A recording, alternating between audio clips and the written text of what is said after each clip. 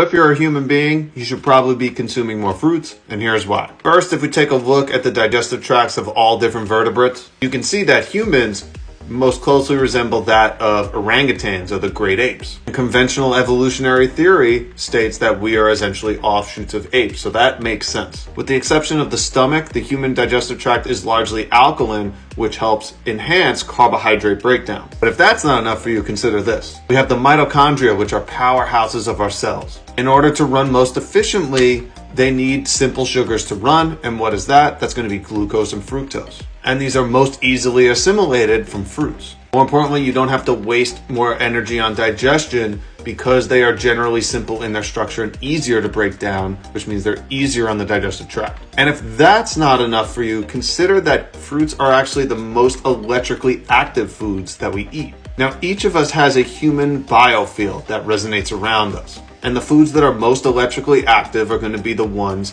that give us the most energy. And these are largely your raw fruits. So if you want to look at it from an evolutionary perspective, a mechanical perspective, or a quantum physics perspective, fruits are going to be ideal for optimal health.